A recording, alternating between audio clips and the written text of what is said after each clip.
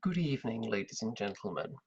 Now, this is a little bit experimental because I normally do these tournament reports recorded. I normally record the audio and then sync it up with the images, which takes about minimum 3 hours, I would say, because obviously you have to listen to all the audio and then uncover the exact spot that it passes over to the next picture and then stretch the image out so it fills the right amount of time and then do all the transitions between the images. So we're foregoing all that fancy stuff, mainly because I started recording it on Tuesday night, and then the weather was so horrendous. There was incredibly loud rain and thunder against the window. So I thought, I think I should probably stop this now. And I can't really be bothered going and doing all that again. And I want to get this done while it's still fresh in my mind. So I thought doing it live would be worth a try. Let me know in the comments if you can actually see the images. That would be handy, because the screen sharing technique I'm using here is slightly different from usual. Normally I put all the images into some kind of web browser and share it from there. This time I'm just sharing it directly from like the Windows photo viewer or something. So if I click in the wrong place, the whole world comes crashing down. It's very temperamental. So first of all, you should be able to see this classic image here with me sitting in the tournament hall. You can see all the tables are nicely desert themed there. That's the fancy way of saying bare wood. If you can't spot me in the picture, even though my face isn't visible, then there's something wrong with you. And then there's another one as well, which is from the front. There we go, another spectacular image. The one beacon of orange in that rather drab sea of colours that is a room of wargamers, a lot of blacks and greys going on. Not very exciting at all, really. That may just be the blandest dressed set of wargamers I've ever seen in my life, looking back on it. Could well be.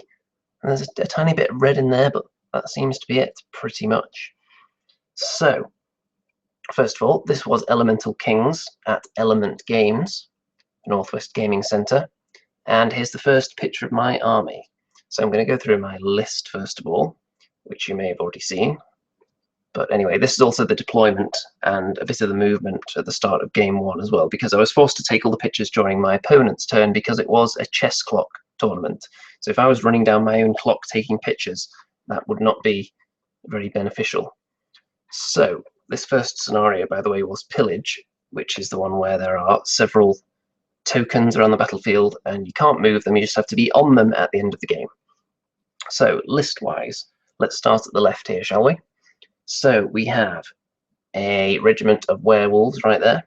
Then we've got a vampire as the next unit along there, that little black thing down there. If the pictures are perfectly clear, then tell me. Tell me if they're a little bit blurry as well, because the Hangout might be distorting them. And usually these reports are full HD. So I don't know if the Hangout is capable of processing these in super duper high quality or not. That vampire, by the way, only has the blade of slashing on him. And next to him we have an entire regiment of Soul Reaver cavalry with the potion of the caterpillar, so they won't be hindered, which is why they're positioned behind those trees, because they can just, well, they're kind of dipping their toe into the trees, so they can see through them and then charge through them without having any kind of hindrance to their charging. Next along we've got a horde of skeleton spearmen, a legion of zombies, and a horde of regular skeleton warriors as well, making up this central point of the army there. And behind them we've got two necromancers, one of them with Bane Chant and Inspiring Talisman, and one with the Unspeakable Grimoire. Well, technically it's Mreb's Grimoire of Unspeakable Darkness, but it's going to get really annoying saying that over and over, I imagine. Then at the back you can see, sitting on one of the little tokens, is a troop of ghouls with the warbow of Kaba. Their one purpose is to sit on objectives. Then over on the right you can see that there is another batch of a regiment of werewolves, and the flying vampire is up there as well. You can see that he's already moved up quite a bit behind that rock next to the turn dice, which clearly shows turn one. So this was, as I said, Pillage, and I was against Empire of Dust here. They went for a very compact deployment compared to mine. I find that a lot of people do that. Maybe they think they're outmaneuvered by my list because I've got some rather fast devilish things in there. The werewolves in particular, the vampires and the knights are no slouches. It's just that big slow block of three big units in the middle that are really slowing me down. The enemy, they've got some mummies, they've got lots of skeleton spearmen, and they've got some big juicy stuff, mostly out on the right, with a pharaoh on a chariot. He's got 4 lots of surge, and I don't have many. I've got 2 that I'm going to use because I want the vampires to be in combat, so they're not going to be surging much. The Empire of Dust have 4 large amounts of surge, though. So because of that, I decided to play quite conservatively, because if I push everything in at once, everything I could feasibly push in at once, it wouldn't be everything, because I wouldn't be able to surge more than a couple of units. And if I wanted to use that surge to actually get a charge off, I would have to surge both of them on the same unit, most likely, because of the distance between the armies, which would then leave that unit completely exposed to be probably flank charged on both sides with the vast amount of surge that the enemy has. So I imagine that was probably similar to his game plan as well. He's thinking if he uses all that surge to push something forward really fast into my lines, it's just going to get enveloped by that wall of death staring him down. So it's a little bit of a standoff here.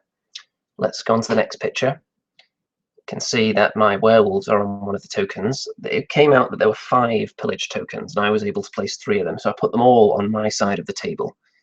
So I was able to sit units on them very early.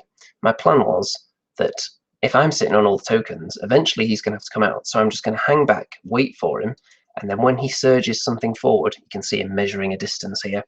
When he surges something forward to attack me, I'll then be able to either flank it with my faster stuff or just absorb it and hit back, depending what it is and depending who he charges into. You'll notice that I've got my regular skeleton warriors behind a wall and the spearmen not behind a wall. I'm not sure whether it's important for this game, but spearmen of course have phalanx, so they'll be negating any thunderous charge that comes in on them, but the regular skeletons don't have that, so putting them behind cover is quite important to stop them taking the brunt of any thunderous charge. I don't think the enemy are particularly blessed with a huge amount of it, though. The ghouls at the back are sitting on one of the tokens immediately, and I expect them to survive all the way through. You can see not much in the way of forward movement. There's a bit of a close-up of that side of his army. You can see he's got some of the big juicy infantry and the worm riders. I've forgotten what the big guys are called. But you can also see Pharaoh on the chariot there. A lot of them just sitting in the cover. But he doesn't have any ranged at all, really. I've got the warbow, which is 1 shot. I think he's got 1, maybe a breath attack, and that's it on one of his characters. So not much shooting at all. You can see this very slow advance going on here. The little red crystals he's got behind some of his units are the magic casket thingies that give him an extra surge. I think it's the first time that unit is surged, or maybe you can just use it once and then it's gone. So it gives them an extra powerful surge, which is another thing I'm concerned about. Yep, the slow advance continues. Now I'm going to go through these images a bit faster now, because this actually goes on for about 3 turns, I think. Yep, just very subtle manoeuvring. You can see that my werewolves on the left there have turned themselves a little bit, just in case he wants to push in and attack my knights, for instance. He does have 1 flying character, by the way, but I don't think we've seen a picture of that yet. And over on this side, on the right, my vampire is posing quite a big threat. And because of the height of some of his units, they're actually, some of them are taller than the rocks. So the vampire would be able to possibly charge them, even if they're hiding there. And the werewolves are poised as well. He kept pushing the werewolves back with wind blast from one of his units. And I think he pushed the skeletons back as well, but it really did nothing at all. Had he done that, had he coincided with him charging into my lines, it may have done something. But I think he was just kind of throwing out there just to have something to do. You can see that he sent 1 flying character all the way over there to the left now to threaten my werewolves, so I'm going to have to do something about that. And you'll see precisely what I do in a minute. It's hard to tell the difference between his skeletons and his mummies on the pictures, but I think the ones with the really pointy looking ones, I think, are the mummies, and the more standard cruddy looking ones are the skeletons. He's got 2 regiments and a horde there.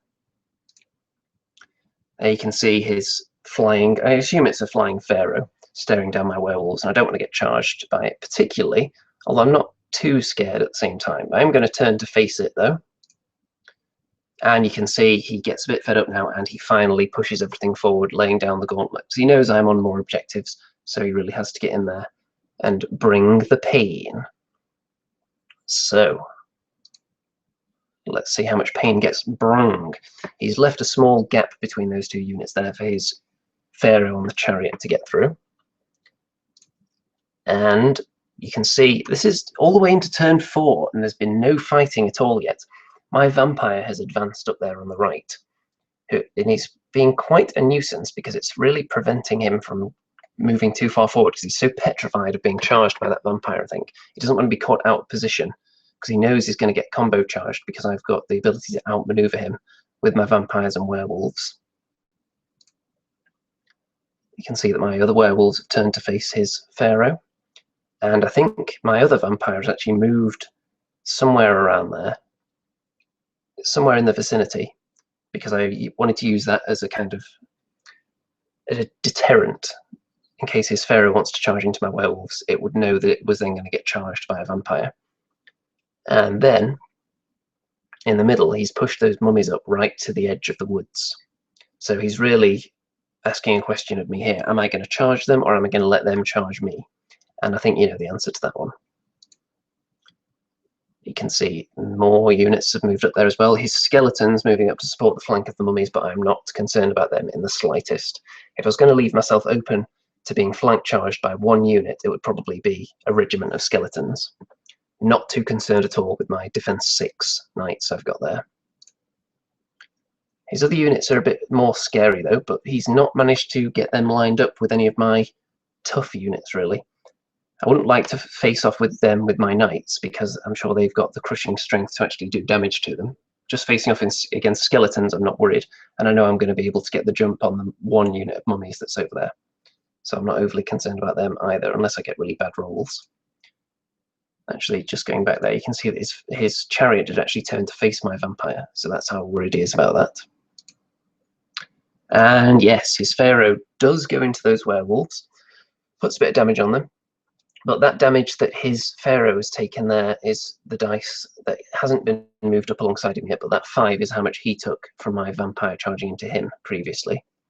So I think I'm going to win that fight eventually, but if he took down the werewolves, I would have nothing over here to claim the token that they're sitting right on top of. And in the middle here, you can see that I brought the pain. The Soul Reaver cavalry charged into the mummies, and then I surged those skeletons, that big skeleton horde, into the flank of the mummies as well. So that was just too much pain for the mummies to handle, and off they went in one go, despite their inspiring presence behind them right there. Not at all concerned about those skeletons. I'm not even worried about them getting a rear charge, honestly, into my skeleton horde, because they're probably not going to do that much damage, and then they would just get gobbled up by my knights anyway. So not too big a concern. And he's also got werewolves and my vampire on the left to worry about as well. So I don't know whether he would even go for that. In the middle, I pushed the zombie legion in. I'm not sure if this was a straight charge or whether I used any surge, but it was a hindered charge because I had to go through that wall to get to that unit of mummies. I thought the mummies are the hard-hitting thing here. If I can take them out, just try and get the alpha strike on the mummies, that could be quite a big deal. So that's what I went for.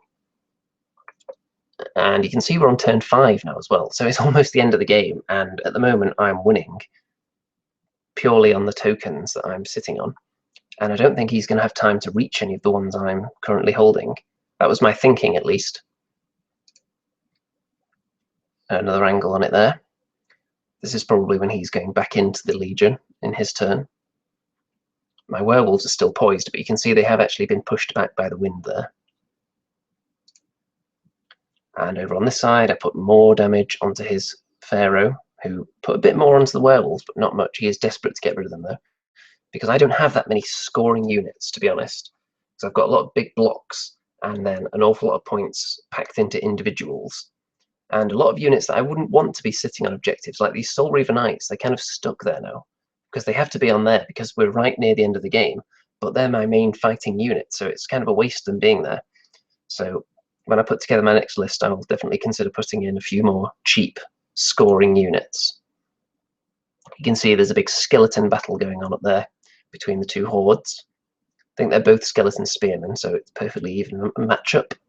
And he's actually got his big fat infantry into the flank of my zombie legion, but only 11 damage on them. With the zombie legion, you need to put 16 damage on them before it's even worth rolling the dice for the nerve test. And even then, they would be inspired by Mr. Orange Necromancer, so they're not overly concerned. There is a bit of a gap opening up in my lines here, which isn't too big, but it will be big enough for an individual to get through, which is going to come up at some point soon. My werewolves, you can see they have been wavered by his worm riders. I think I hit them first, put 7 damage on them. And now my zombie legion have suddenly appeared up there. That's because he had a small unit of skeletons sitting right on that objective there. And the legion charged straight into them, gobbled them up in one go, and then decided to turn that way, because there's no way I could turn where I would be free from danger, because they've got these skeletons right behind them that aren't dead. They've got the chariots. They've got this big fat infantry unit here. So whichever way I turn, I was going to be in serious peril. So I'm not too confident about their survival, but that could be quite a crucial little token there. The other one there being next to his Pharaoh on a chariot. Now, Pharaoh on a chariot, of course, isn't an individual, so he can hold that quite happily, whereas my vampire can't. So I need to punch through this line here, but with the werewolves being wavered now, that's probably not going to happen. I was really hinging a lot on killing this infantry, this big fat infantry. I should probably look up their name at some point, whatever they are, some kind of guardians or something. But charging them in the flank with a skeleton horde and a vampire as well, I would expect to do a lot more damage on them. I'm sure I tried to Bane chant the unit as well with my Necromancer, and it may actually have gone off. I just rolled really, really terribly for this attack. So somehow they managed to survive that absolute onslaught.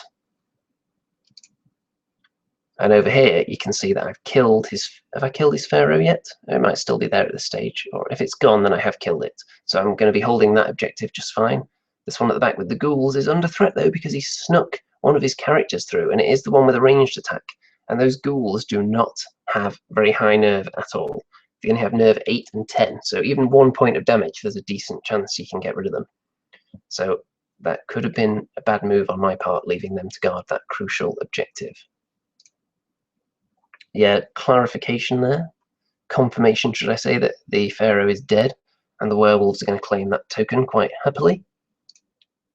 The knights are quite happily claiming that one. And here in the middle, he spun his skeleton horde round on the spot and then surged them into the back of my zombie legion. There was no way I was going to avoid punishment, and the zombie legion went down. So he's holding that objective there. His Pharaoh is holding that one. And, oh, no, that was the last image. So he actually killed my ghouls. So we were sitting on 2 objectives each because of that. Well, well, well, so it was a draw, but if I consult my notes here, I did kill quite a bit more than him, but not enough to earn that many points. So it was only an 11-9 draw/win for me. So I probably should have done better with that.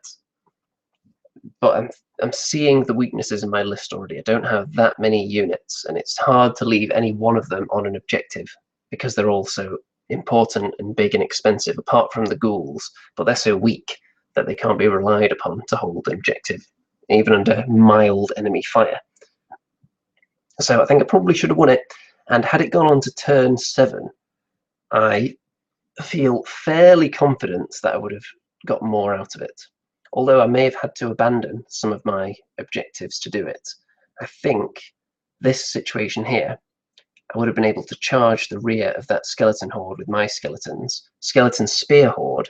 So in the rear, that would have been 90 attacks. So that would have been painful. I could have Bane chanted them as well. So I probably would have killed that unit had it gone on to turn 7. And then I could have turned to face his units that were over on this side, such as the Worm Riders, who are facing the wrong way anyway at the moment, and his Pharaoh on the chariot. So he would have been able to get a hit in on my skeletons, but whether he killed them or not would have been another matter possibly. And if he had done, it possibly would have been by abandoning this token. So I think had it gone to turn 7, I probably would have got the win, I think. Not 100%, but that's the way I think it was going. Okay, on to game 2 now. And this was against Undead. So lots of surging and shambling so far in these games. And this was the push scenario. So this is the one where you have a certain amount of tokens that you then place in your deployment zone, and there's one in the middle as well. And the idea is to get them into the enemy half. And you can, the ones that you put in your own, or you place under your own power, you can put them on your units, or you can just put them anywhere on the battlefield if you like. So I've obviously chosen to put one on the ghouls because they're not going to be doing fighting, so they might as well carry one. And on this skeleton unit, and you'll see why there's one on there in a minute, because this side of the board is much less populated as far as his army is concerned compared to the other side. But we'll see in a moment. You can see he's got a lot of stuff on his left flank as I look at it. He's got werewolves up there. He's got, I think that's a flying vampire probably. He's got two big blocks of zombie trolls, and then he's got two zombie hordes in the middle. So he's got some quite hard-hitting stuff in there. And then he's got other characters at the back. Over on this side, he's got some wraiths as well. He's got 2 units of flying wraiths, so I'm concerned about them. They're faster than werewolves, and also they can be surged into people's flanks. The only downside is they can't move out the double, so you could argue that they're not as fast as werewolves in some circumstances. I like the look of this zombie horde here with the little building there. That's pretty cool. He didn't actually put any of his tokens onto units because he had a lot of units that he didn't want to slow down, because it drops you down to movement 5 and you can't fly or be surged or anything like that when you're carrying one of the tokens. So he decided to put them all on the floor and go for all-out killing first and then pick them up at the end of the game, I assume. That's his strategy. And you can see from the side here, yep, some people in previous videos complained that there weren't enough like overall big picture images like this. But I think this one is quite clear. You can see everything that's going on quite nicely here. As usual, I've got my necromancers behind the zombie legion, and I've got my unit of soul reavers. It's kind of in the middle this time because there's a wall there. So if anyone manages to charge them, maybe with some surge commitment, they would be hindered. But if I charge over it, I won't be.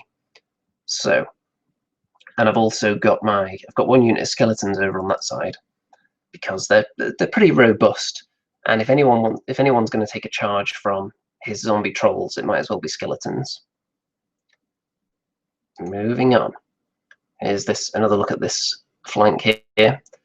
My werewolves are really the guardians of the ghouls because I don't want them to lose that token. I'm very confident I can get it into the enemy half because he's not committed many troops over here at all. And his flying vampire is really far away. And he's only got wraiths over here. I think he's got a flying vampire, not 100%. You can see that he immediately moves his wraiths to counteract this menace here.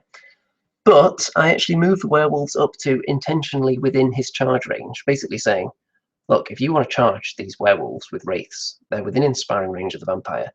And if you don't kill them, not only are they going to charge you back, but this vampire is going to eat your face as well. He's going to drink your ghoulish, ghostly blood. And you can see here as well that I've put one of my tokens that I could place right in that corner of the table. Quite strategically, might I add, because that is where I'm heading. And for him to take a detour with any of his troops and go all the way over there to collect a token is virtually impossible. But my troops are going in that direction. So I know the werewolves or the ghouls will have a chance to pick that up before the end of the game.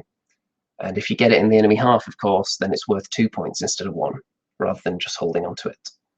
So I've advanced a little bit already, I think, but not too far, just a tad, just so I can see over the hill. He's moving up, though. And the werewolves are in kind of a standoff because they can't see each other over that hill. So that's going to be interesting. He has got his possibly flying character there, though, so I have to be concerned about that. I don't have any characters over here to inspire the werewolves. I do have this vampire. He's the closest one. But for me, it's all about the middle and my right flank, because that's where I'm focusing on all the tokens. The middle, I just want to hold him up and not get run down, and just because that will in turn stop him getting all the tokens over here into my half. And then on the right, I just need to do enough to get that big wad of tokens onto his side. 1 in the skeletons, 1 in the ghouls. So what happened here? He moved one of his zombie hordes forward to attack my zombie legion, I think, and he put some damage on them. Looks like 5 from here. And then my zombie legion countercharged them. The skeleton horde charged them as well, possibly in the flank with the aid of surge, maybe, and the vampire from over here charged into their flank as well. I wanted to make absolutely sure I was just going to delete that unit. It was out of inspiring range because all his inspiring is further back because he'd surged them so far to get that first blow in. So I was able to just completely annihilate that unit there. Also, my soul reavers charged into his other zombie unit there. and didn't quite get rid of them though. I did a fair bit of damage if I recall though. And you can see that his wraiths are positioned to possibly strike at the flank of any of my units there, which is why I've put the vampire right there to block any flank charges, because I know he's not going to charge and overrun my vampire in one go. That's just not going to happen because it's too tough. And here you can see the Soul Reavers did 7 damage there to that unit of zombies. And my vampire here, this was a really bad time for him. The unit of werewolves, vampire charged them on his own, 4 damage I think, and I got a really good roll for the nerve. So those werewolves are wavered, which is completely blocking up his entire battle line, because his 2 units of zombie trolls are trapped behind them now. So he's going to have no opportunity to get his werewolves out the way and do any flank charging into my knights or anything. The reason that vampire went in there was to try and protect that flank, but this is really the perfect scenario here, wavering them so he's got no maneuverability whatsoever in this area. So tying up that spot nicely. Yep, just a close-up to confirm that. They do have the Brew of Strength as well, so if they were to be able to hit back at my vampire, that could be bad news. But of course, they're not going to be able to do that because they are wavered. Over here, you can just get a better idea of the positioning of my troops. It's a little bit of a roadblock now with that skeleton unit, but I want to protect them anyway because they're carrying a token, so I'm not too concerned. And over on the left, here's Vampire with the Wings of Honey Maze. I like these magic item cards, they're very handy. Charged into my werewolves, 4 damage. Didn't get rid of them though. Werewolves, even for 3 of them, they have pretty decent nerve. It's 12-14, which is pretty good for a defense 5 unit. So I do like the regiment of werewolves. I've normally taken them in a horde before, but it's definitely given me something to think about. So you can see that we're on turn 3 at this stage. Right, so the one thing I didn't count on was his wraiths. He was able to fly them into that crevice and then surge them with this character who could see them through that crev, and surge them right into my Soul Reavers, into the flank. So that could be some serious pain delivered to them. And he's positioned one of his characters here, who I think is probably to block the Legion, to be honest. That seems to be what it's all about. A bit of a sacrificial lamb, and over here, his wraiths do go into my werewolves. But they don't really do much. 1 damage, not worried about that whatsoever. And I've got the flying vampire over here to help out, so I'm going to be probably winning this fight eventually. And my ghouls are just kind of chilling until it's safe to come out, because this is the only unit he's got over here that can do anything to stop them galloping into his half of the table. And then back to the middle. Well, you can see that his wraiths are gone. That is because it looks as though this vampire charged them in the rear. And I think I countercharged them with the knights as well, who were then able to rotate after the fact to stare back at the zombies, because I don't want to get charged in the flank by a zombie horde. That would be bad news. But that killer combo there, taking out that 1 unit in one fell swoop, is quite a big deal. Now I've been able to position the vampire to somewhat protect this flank. I can't protect it entirely from the werewolves, because they're going to be able to move forward, pivot, and then charge into this flank, but they would be hindered if they choose to do that. That's why the vampire's there, to push them far enough into the woods to make sure that any charge would be a hindered one. And my Legion, of course, ploughed straight through that character who was there as a roadblock, and they're just waiting to join in with this fight now.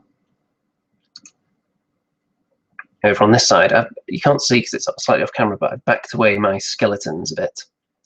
They're just below the shot here. And his zombie trolls are really struggling to get into the game. It's quite congested in this area, entirely because his werewolves became hindered that one time. And here, you can see that his werewolves do actually go into the flank of my Soul Reaver cavalry, with the zombies in the front, and they kill them. Despite the hindered charge, they are gone. So he's then able to turn to face my zombie legion. And then he's looking through these woods, because I've got my skeletons on the other side of them, and his zombie trolls are staring down my vampire quite menacingly. So the center is not going 100% to plan. It's going all right. I've got rid of 1 big horde of zombies and the wraiths at the moment, but losing the Soul Reavers is never good because they are very, very expensive. By the way, I am keeping an eye on the chat if anyone wants to leave any comments or criticism. Then over on this side, you can see that I've crunched straight through those wraiths with the combined might of the vampire and the werewolves. So I'm going to be making a straight dash for his half of the table now, with that token and the other one in the corner, which I'll no doubt be able to collect. Then that's going to give me a total of 4 points, which is going to be difficult for him to beat at this stage, because we've got quite a few turns in and he hasn't actually picked up any of them yet.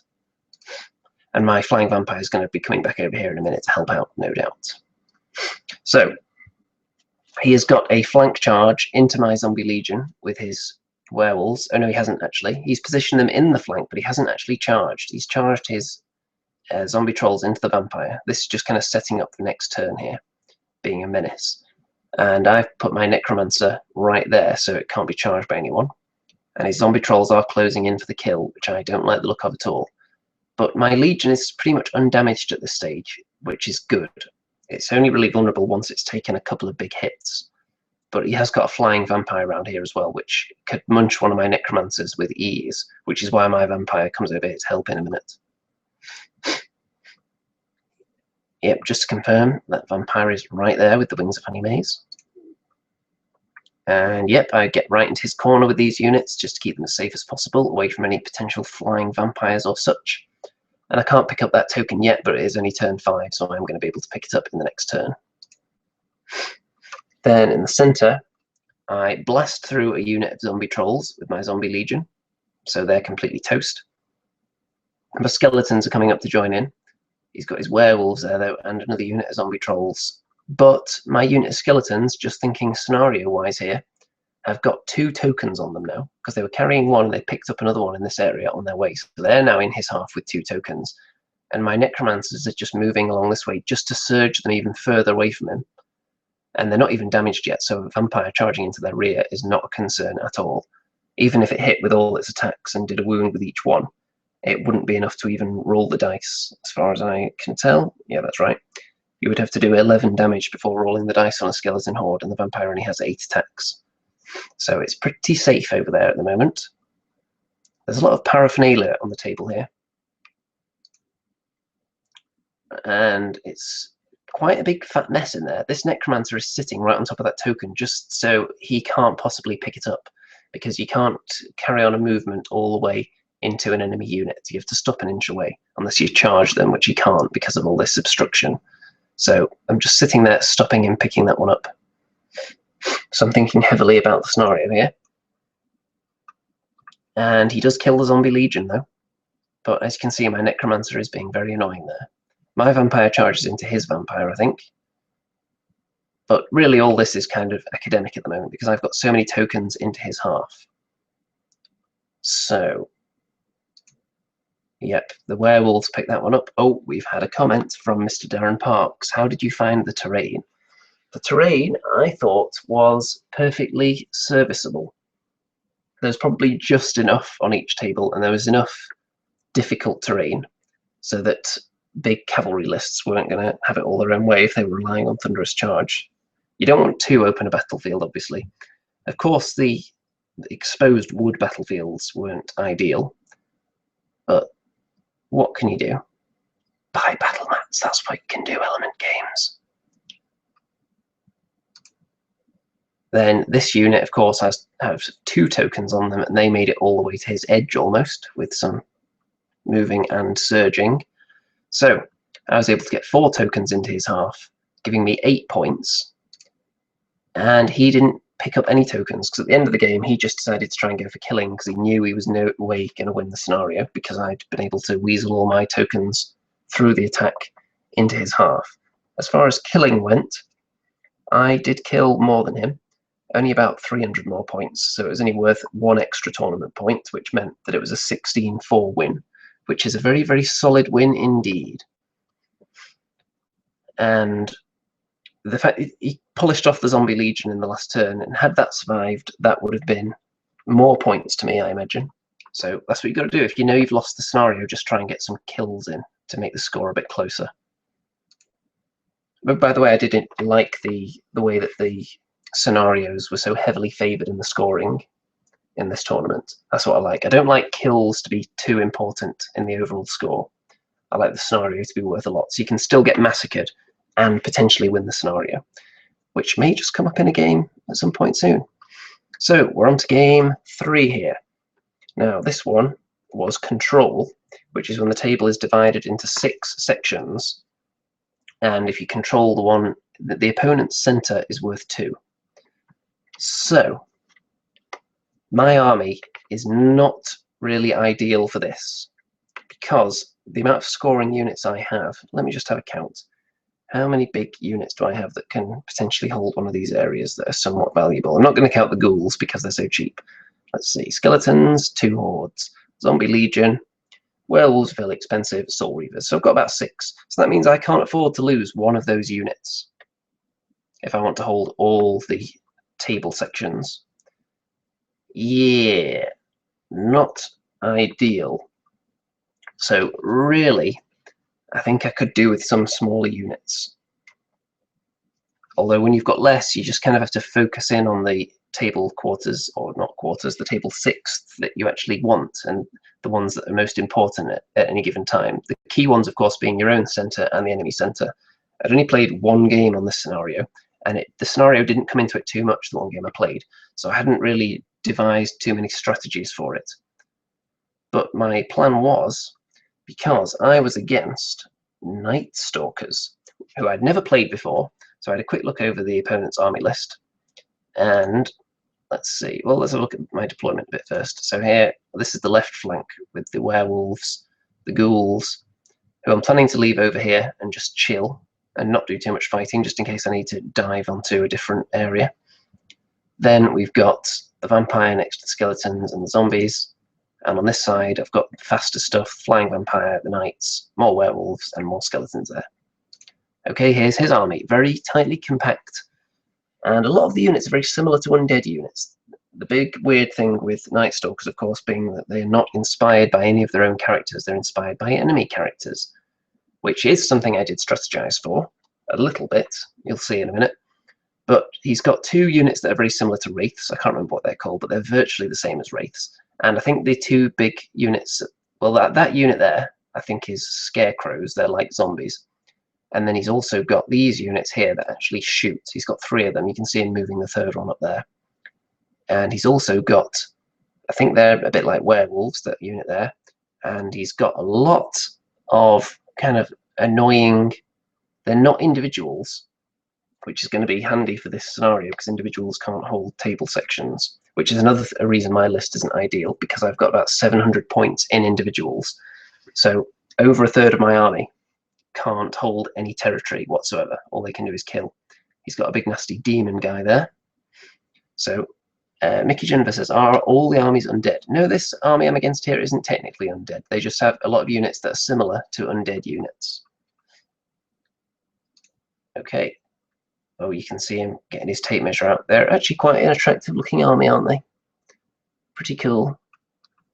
He's got 1 unit behind those wraith-like guys there that are, I can't remember what they're called, but they're kind of a big fat infantry. I'm just going to call any unit I can't identify who is clearly large infantry the big fat infantry unit.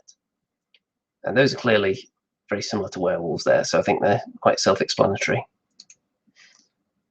He's moving his lines up. He's moving these guys up, and they're all going to be able to shoot. They are really, really annoying, those units. Basically, they can focus fire and pretty much delete whatever they want, which I obviously can't do because I don't have much shooting at all. However, I do strike the first blow because that unit that's similar to wraiths, whose name I can't really remember right now, I could look that up quite easily. By the way, apparently the ones that are like werewolves are called lichens, which makes sense. My werewolves charge into his wraith-like unit there that someone is going to give me the name of in a minute. Battle Knight says, how many people attended this tournament? I think there were about 26 people there. And at this stage, I'm on quite a decent table. Not like top 5 or anything. I think this is probably like table 6, something like that. So I'm doing quite well with that winning draw and then that quite big win in round 2. And yes, that unit is called Spectres. So I charged into them with the werewolves, got rid of them in one go by rolling above average. Of course, they weren't inspired because I didn't have any of my characters around, so the gamble paid off. And he was quite happy to leave himself in their charge range because he was kind of math hammering it a bit, if you will. He was just thinking, well, the chances are he's probably not going to kill me with the werewolves, so I'll just leave myself there. Darren Park says it was table 4, wasn't it? I don't know, it could have been. I'm not sure I ever got to quite that lofty a height, but it was quite high, yeah. I was doing well at this stage. And no, he says it's phantoms, not spectres. So the legendary Mr. Darren Parks got it wrong. Wow, wow, wow. Okay, phantoms. So they are dead after the werewolves killed them slightly against the odds, and the werewolves now set up to cause havoc in his lines. But over here, you can see that the shooting is starting to take its toll. He's put a bit of damage on the skeletons already. And those dice aren't for any purpose other than to prop up the Legion and stop them sliding down the hill. So just ignore those. Vampire's taken some shots as well.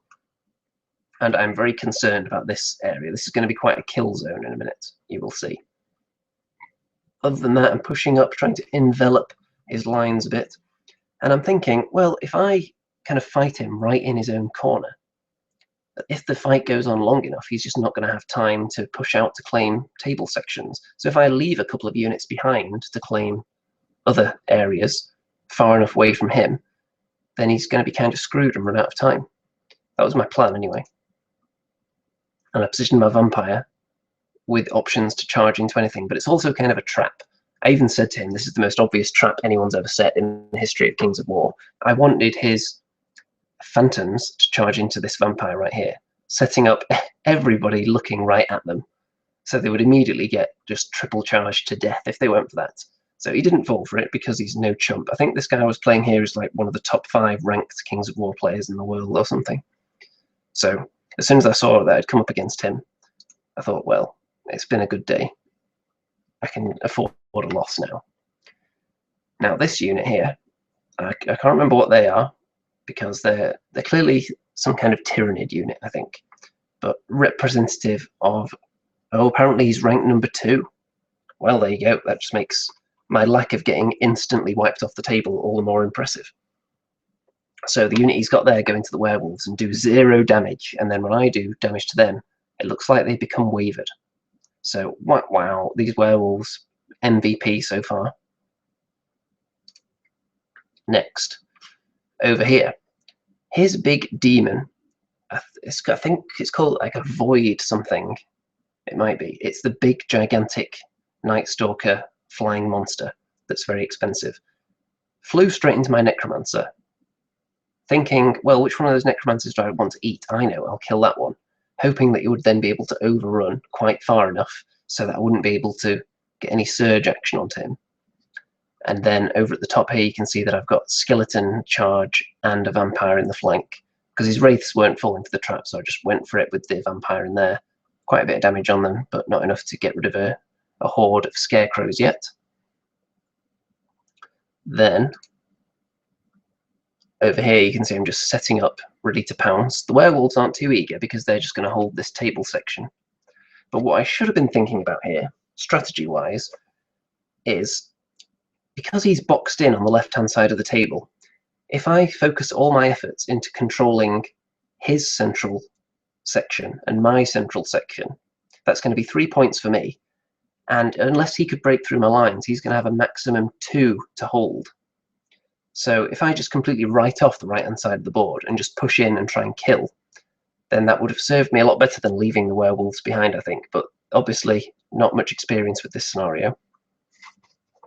But that's something I'm going to keep in mind for next time. If you have someone boxed in, you don't need to take every table section, because you're really weakening yourself elsewhere.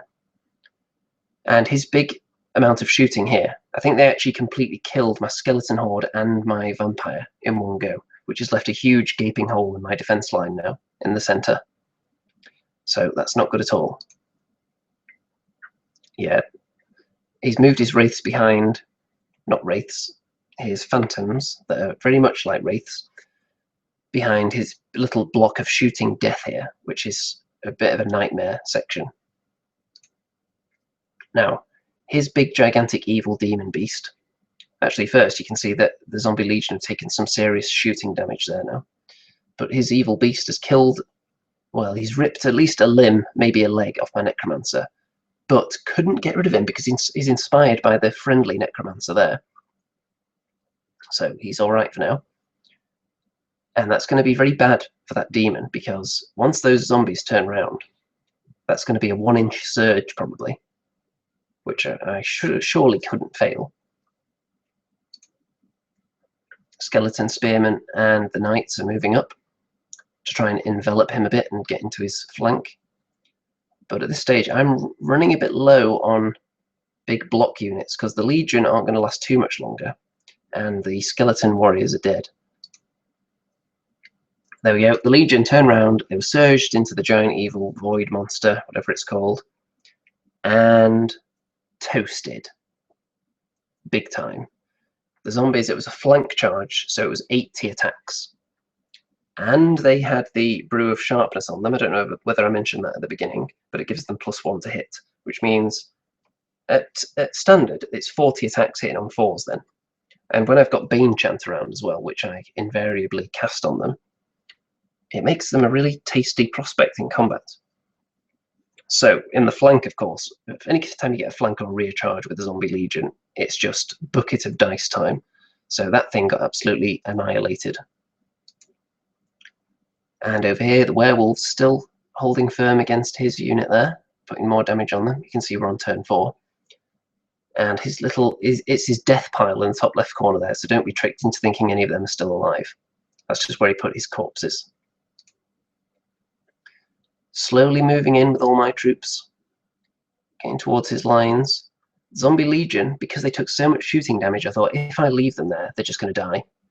So I'd be giving him more kill points, and also it would deprive me of the ability to hold a table section with them. So I thought I'll turn around, just run away, because I'm nowhere near close enough to be able to attack anything. So I just surged them even further away, and hoping that he's not going to be able to chase them down and kill them, because one more hit on them and they're basically toast. In the middle here, he started to break out of his lines, and at this point I'm very concerned, because my central table section is completely empty. I don't have any units in there at all, so even one of these flying beasts, because they're not individuals, if just one of them gets in there, he could hold it to get 2 points. So that's not nice at all as far as I'm concerned. Not a very good time for me. But my knights are there. If I can kill that unit fast and get across to help, maybe I should be able to hold his central section and the one I've got in the top right, which would give me 3 points. But is it going to be enough? We'll see, because once he starts pushing out, he's got a lot of scoring units left to divide up around the place. A couple of people in the comments having a discussion about who Dreddy is. Apparently Darren Parks doesn't know who Dreddy is. What? Even though, of course, Gloom Dreddy Gaming, one of the premier wargaming YouTube channels, she does actually play Kings of War as well. I don't know if she's actually done any videos on it recently, but she does play it. I think she played mostly Abyssal Dwarves. Anyway, back to this game. So my werewolves get through another unit, chomped right through them. So that's very tasty indeed. They're still surviving. They've killed 2 units that are at least comparable to them in points, so they're doing well. But as you can see, he's got some unscathed units here, and I don't have enough units to attack them all, so he's going to be able to dart into table sections in the last couple of turns. Now, this unit isn't going to be long for this world though, because I've got skeletons on them. And I don't know why there's a 6 there. I don't think I took a picture of that 6 for any specific reason, otherwise it would have been more centered, so I think it just happened to be in the shot. But you can see the knights poised to strike. My ghouls sitting there at this stage, they're kind of holding a table section, but if he pushes 1 unit in there, they're going to lose it. So, yeah, the fact that the skeletons and the vampire went down from shooting in this section here, bad news. It really left a hole, and I'd committed a lot to the flank who weren't able to get back and help. The werewolves are just chilling there. Had I known what was going to happen, I would have probably taken this unit and just sent it as fast as I could back towards my central table section. And over here, he does actually kill my werewolves eventually with all this lot, if I remember correctly. That thing looks like it's wavered. and I do kill that unit there with my knights and the skeletons. But I think this is my turn 6. So these knights, because they took the long way round, they're kind of stuck in no man's land. And there are the ghouls who aren't accomplishing anything right now. The werewolves holding onto that in the top right. And there is his dead pile. So what he did was, he darted some of his units, the flying thingies, and his units like this one here, the 2 that are still alive, darted them into various sections. So he was holding my central area, his own top left as I looked at it, and my bottom left, because he's more expensive than the ghouls in points. So he's actually got 4 points there. And I had 3 because I'm holding his central section and my top right with the werewolves. So at this stage, he's actually winning. However, if we get onto a turn 7, I am almost definitely going to win, because I've got a vampire poised on a hill here. I've got these knights who can charge something that's just off camera down here. I could surge my skeletons, turn them round, surge them into something, get them into a different table section. So I think it was virtually guaranteed I would get a very healthy win, because I have outkilled him quite significantly in this battle. Had we gone into a turn 7, I think I would have won. But you know how it goes. We did not go to turn 7, so he was able to sneak that one out there right at the death and win the game. So because I killed about, let's see, how much was it? About 300-ish more points than him, I was able to turn it into a 6-14 loss rather than a 5-15. So not ideal. I did outkill him though. I'm outkilling my opponents quite regularly in this tournament so far. But I think lack of experience and strategy on this game then really came back to bite me there. The planning of taking a really expensive unit all the way around the back and kind of getting them stuck in an area they didn't need to be in. I needed something back there holding my own table center. Let's see, Mr. Park says, this was such a close game. I was sure you had it, then you would have been on the top tables. Yes, I would have been on the top 2 or 3 tables, definitely, had I won this one. I did check that at the time. The amount of points I would have got, I think it probably would have been, had it gone on to turn 7, I'm pretty sure, barring obscenely bad dice rolls, it probably would have been a 17-3 to me, I think. So under those circumstances, I would have been maybe even table 2. Now, I probably would have got absolutely massacred by the people that inhabited the top tables, but that's another matter. Anyway, from this loss, we move on. And the final scenario is Dominate, and I am against Abyssals this time, which is another army I don't think I'd faced before. Maybe once. I might have faced them before. It doesn't immediately spring to mind any time I have fought them, though. So I'm going to guess that I haven't. Now then, obviously Dominate, you want to hold the central area of the table. So I've got all my werewolves on the right-hand flank here. Zombie Legion. And the ghouls are right there this time because I'm actually pushing them in. There's nothing for them to sit on and hold, so they're just going to be used as a bait unit or a screen for one of my units I don't want to get charged. Flying Vampire there. And on the left, I've got the skeletons, necromancers, the knights, the other skeletons, and the regular vampire. He's got a ton of breath attacks and fireballs in his list. So I'm very concerned about the shooting potency, and he's got a lot of them in the woods here. That big guy, I think he's called Cronius, something like that. He's got shooting attacks. He's got 4, I think are they Efreets? They've got lots of fireball potential. So there's just a ton of shooting that isn't going to get any kind of -1s for cover or anything like that. Just tons. And he's got, let's see what else. He's got some just your basic kind of abyssal troops around here. And he's also got that's quite a tasty unit there. I'm not sure what they are exactly now, but there's a big flying monster as well. All the very technical names I'm using for these things. I don't think he's using the official models anyway, so I don't think the audience will even be able to help me. But I sent 1 unit of werewolves up there to kind of go around the back and be a real annoyance, and this one's just kind of chilling here. And I've pushed my Legion right up there. And my plan was to immediately surge them into combat, possibly. But I didn't roll high enough with the surge, and they were kind of out of sight of one of my necromancers anyway, so I didn't quite pull it off. But I was happy to take a charge from them, because I'm probably going to survive 1 round, and then he's left his beasties open to counter charges on this side, where he's not heavily stocked in troops. Over on this side, he's got another one of those units, which are, I honestly can't remember what they are now, but they're quite tasty. Got my spearmen guarding against them. Now, as it stands here, he's left himself in charge range of my Soul Reavers and my Vampire. So, Battle Knights, was this Luke's army? Well, yes it was. And it was quite an epic encounter. You can see the Zombie Legion did get charged by those units, but they only took 9 damage, and the Vampire came in to help them a short while later, and I've got skeletons all the way up there, which is quite a heavy distance. I think I must have surged them to get them all the way up there. And in the centre, the Horde that left itself in charge range of my Soul Reavers and the Vampire, of course, was double charged and killed in one go. Boom. But now I'm fully in range of all his fireballs, so I'm not looking forward to the onslaught that's going to come into this little bundle here. Wow, wow. But my skeletons that got all the way up there did put a bit of damage on that unit of Abyssals there. So I've killed one big unit, and of course in this scenario individuals count for only 50% of their points in the dominate zone, so killing anything off that isn't an individual is quite tasty. And you can see here my werewolves taking really the long route to get round up there. Necromancers moving up. The ghouls, I haven't really decided what to do with them yet. They're just kind of chilling. And what's this? I've lost a unit.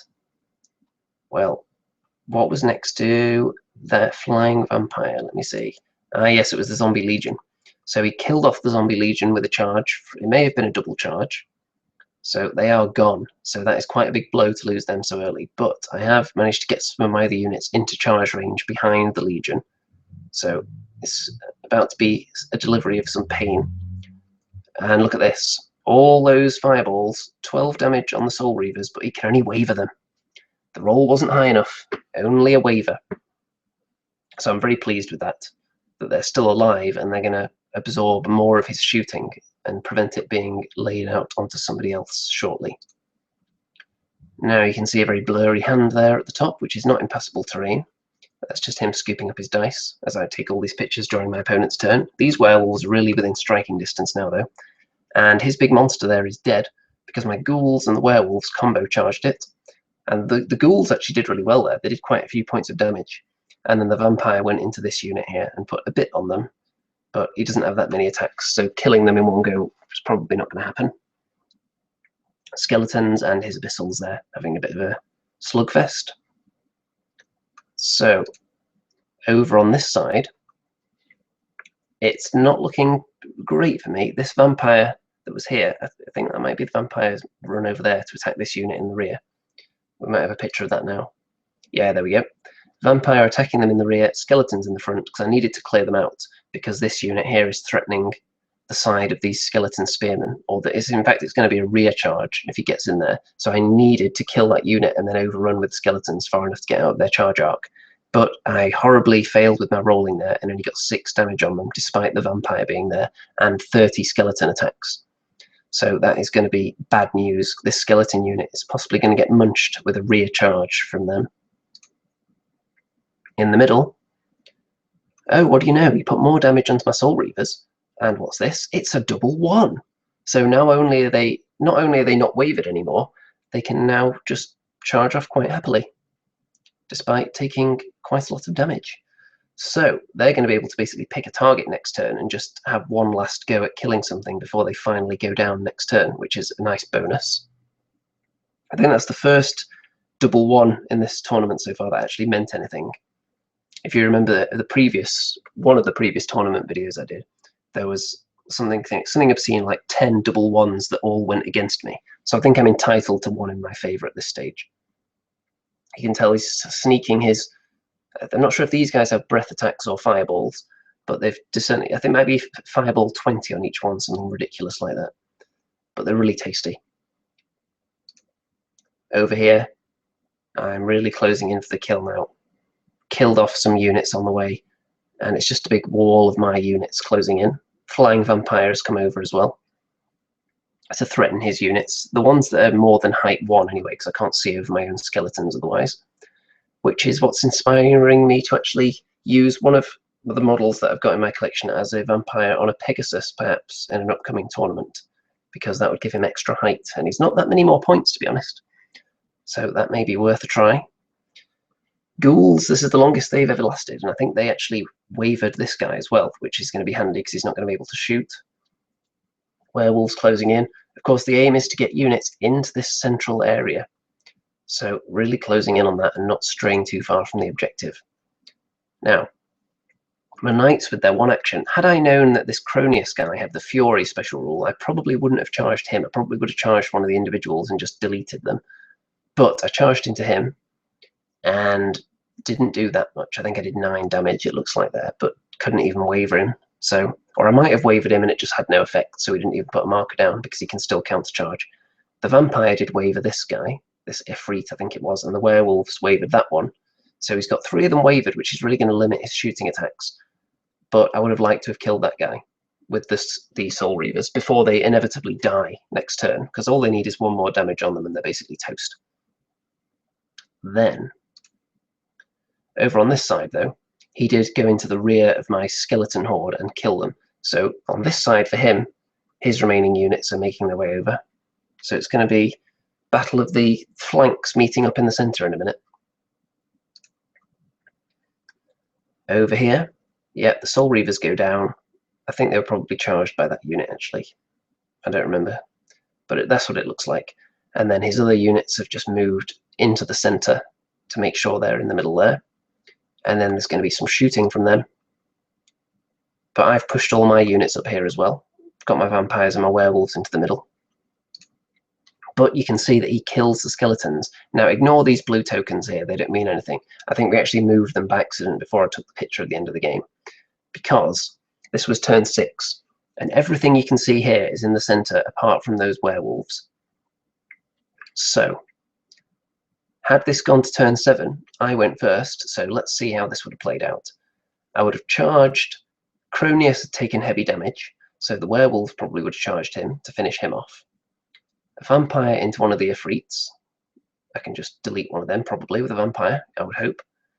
Maybe the vampire and the werewolves with a flank charge into this unit here. This unit of Abyssals probably would have got rid of them. So I predict he would have had probably 1 model left, maybe 2 at most if one of them survived a vampire charge, possibly wavered so wouldn't have been able to shoot. So he would have had probably 1 lot of shooting left on his final turn had it gone to turn 7, which he could have probably killed a necromancer with, or if he got lucky, a unit of werewolves. So that would have definitely been a sizable win for me, I think, there. When I say sizable, I've barely got anything left, but it would have been a win. It would have been a big enough amount of points for me in the middle for it to be a win, which starts off at 15-5 and then is modified by kill points.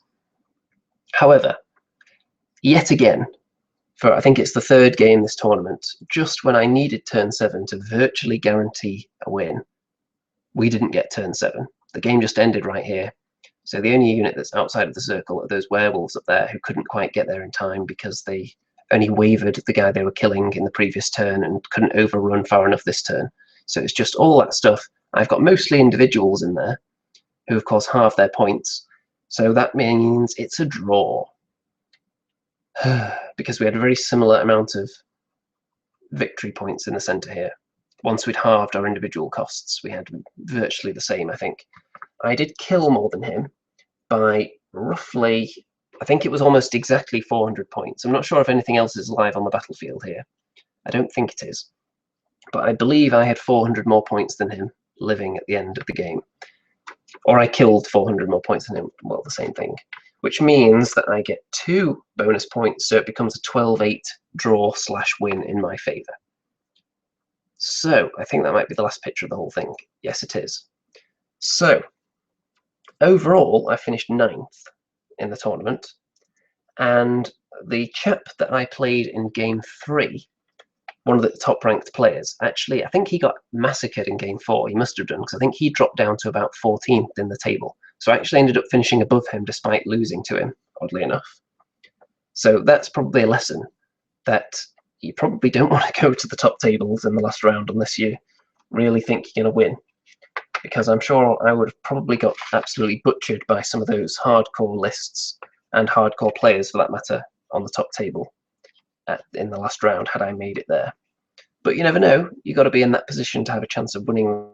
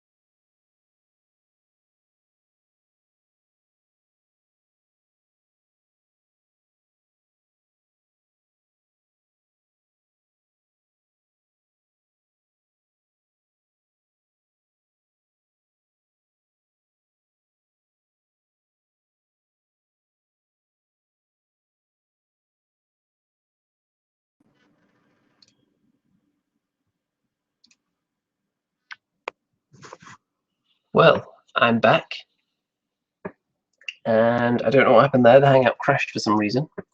I think it's still going now, if anyone's still here. So, where was I? I was talking about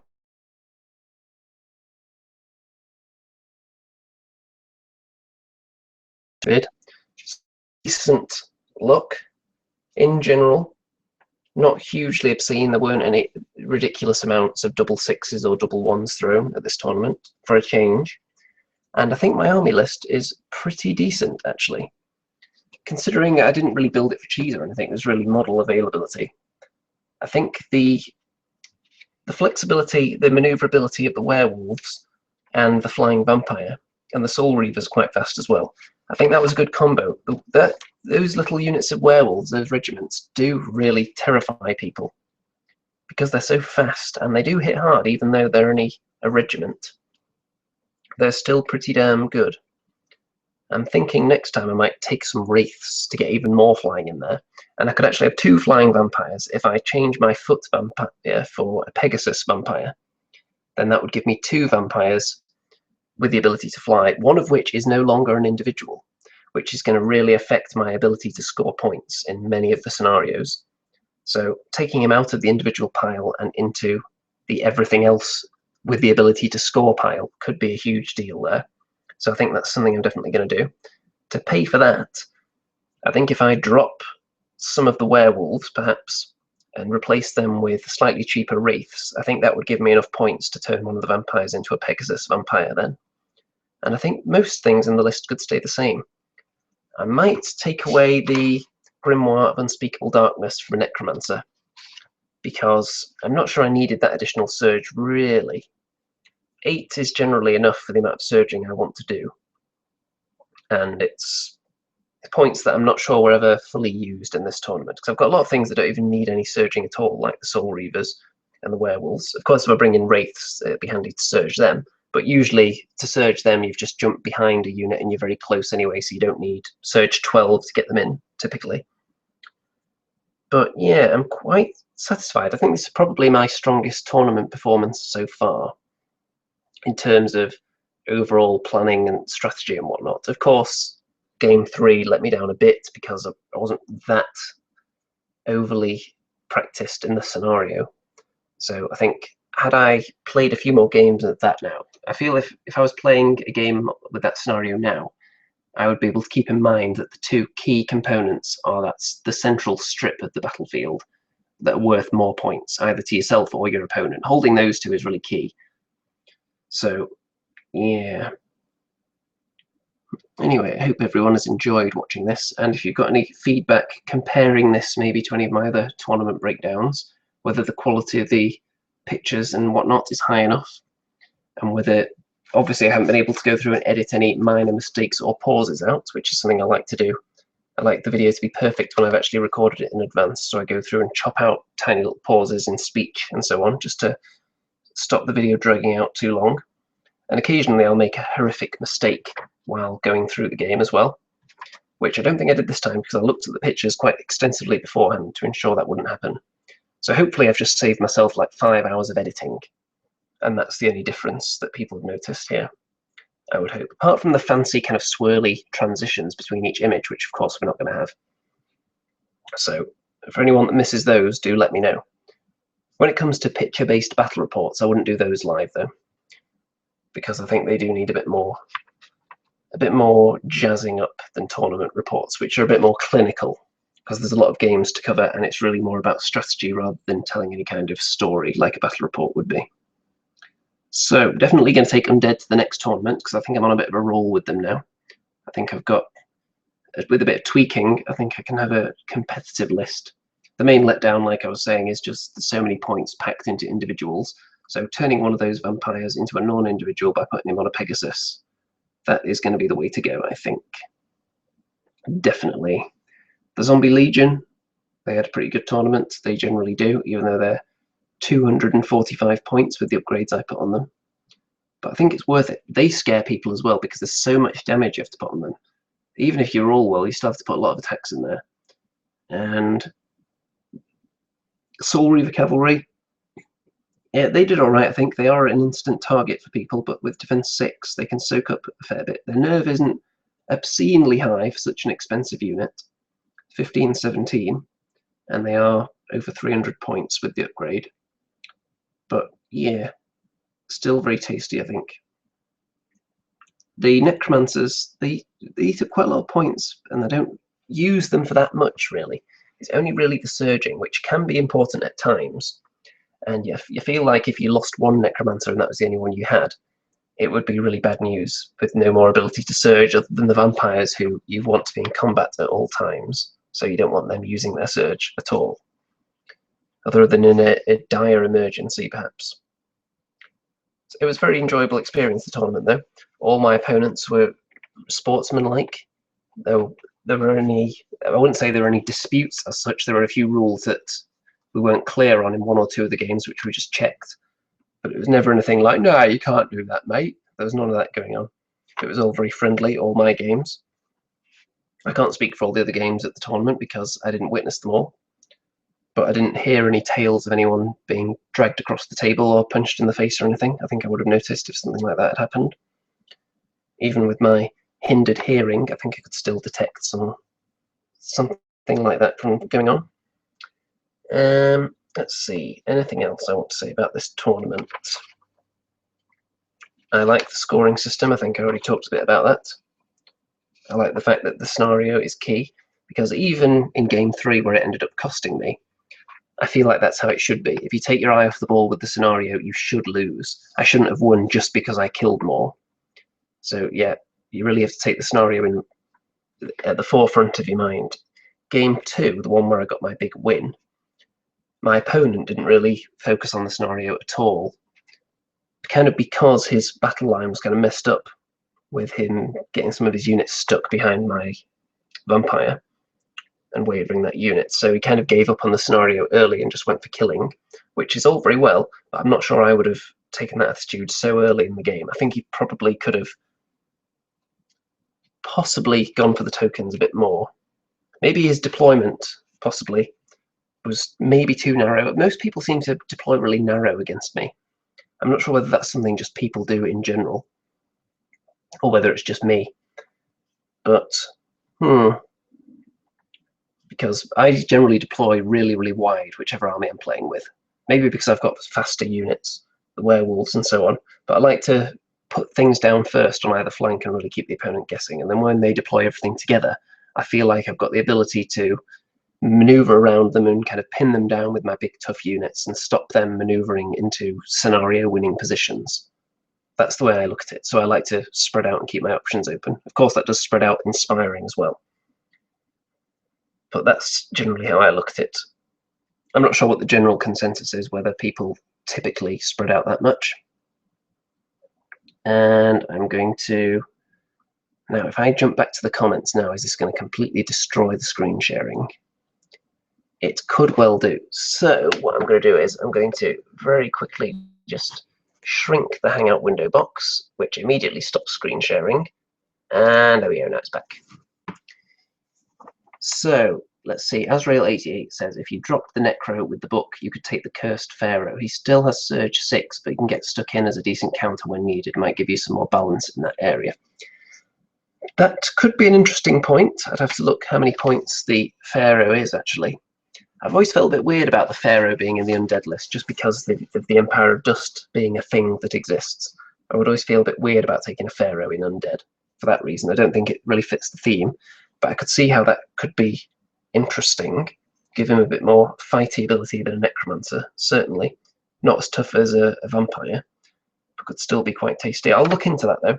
I've been putting together a few possible lists that I might want to take to the next tournament, which I'll probably go through on one of my live Friday shows, maybe next week, because I think that's the weekend before the actual tournament.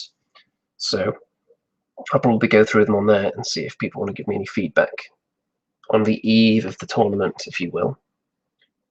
So unless anyone else has got any comments, I think I will call this done. Mini Warrior apparently showed up right at the end of the stream. Yes, you did. You'll have to watch the whole thing from the beginning now. It's very educational for any budding Kings of War enthusiast or Kings of War veteran, perhaps, to see what their major competition is like, which is, of course, me, finishing 9th in a tournament out of 26, not to be sniffed at. And in the worldwide rankings, I think I moved up as well. The UK rankings, I think I'm something like maybe 28 at the moment. So there's quite a lot of players in there, though, so I think that's decent, considering I've never really taken an optimal list to a tournament. I think that's a pretty solid showing. And the majority of my Kings of War games have been in tournaments. So let's wrap this one up then. It's been an emotional roller coaster, folks. I hope you enjoyed this experimental style of tournament breakdown. And if there were no issues with it, as far as people are concerned, then I may do them all like this, because it's much quicker and easier. And of course I can see your comments as well at the same time. So I'm going to say good night out there, whatever you are, and don't forget to tune in tomorrow night to my live Friday show, which may have a topic soon to be announced. If you check my Facebook page, then you'll see as soon as one is set in stone. So good night, everybody.